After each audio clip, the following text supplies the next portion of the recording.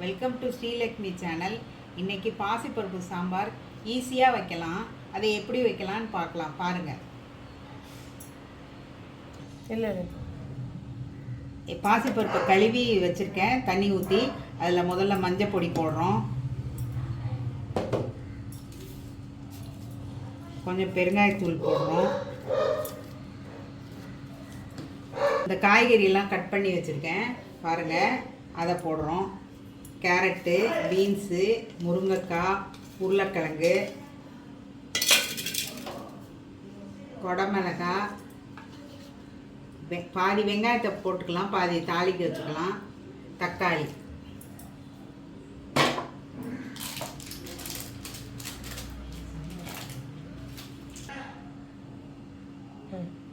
கொஞ்சம் சாம்பார் பொடியும் போட்டுக்கலாம். உங்களுக்கு தேவையான அளவு போட்டுக்கோங்க சாம்பார் பொடி.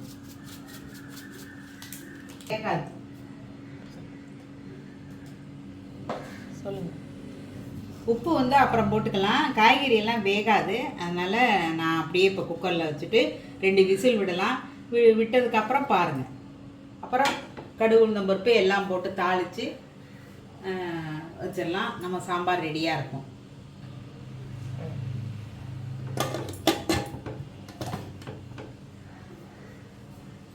தாங்க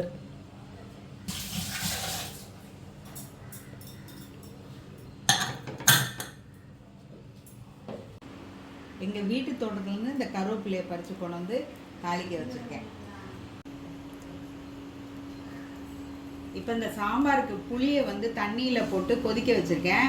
அப்போ தான் அந்த புளியில் இருக்க எல்லா இதுவும் வந்து புளித்தன்மையெல்லாம் வந்துடும். அதுக்காக அதை வேக வச்சு எடுத்தோம்னா வெந்நீரில் போட்டோம்னா நல்லாயிருக்கும். கொஞ்சம் ஊற்றுனா போதும் புளி.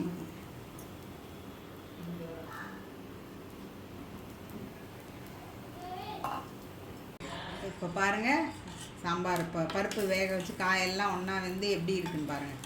சாம்பார் பொடியெல்லாம் இப்போ உப்பை போட்டுட்டு கடுகு, உளுந்தம் பருப்பு, வெங்காயம், பச்சை மிளகா, சீரகமெல்லாம் போட்டு தாளித்து வச்சிடணும்.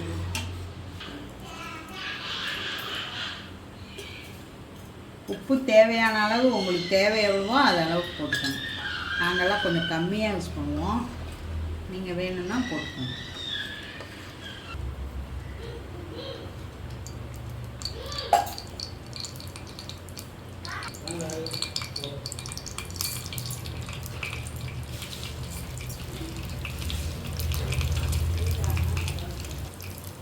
முதல் இதில் சொல்லிட்டேன்.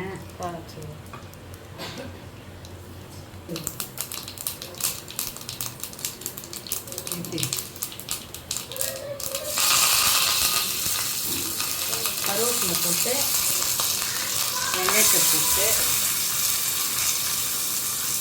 3 பச்சை மிளகாயும் போட்டு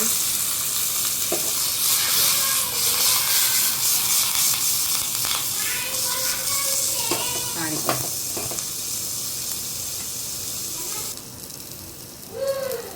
இந்த வெங்காயம் இப்படி நல்லா ஆகணும் பாருங்கள். இதை சாம்பாரில் போட்டுற வேண்டியதான். கருவோட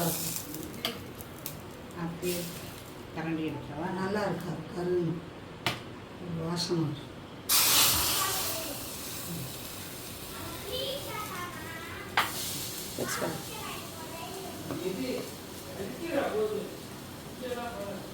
சாம்பார் ரெடி. பாசிப்பருப்பு சாம்பார் ரெடி.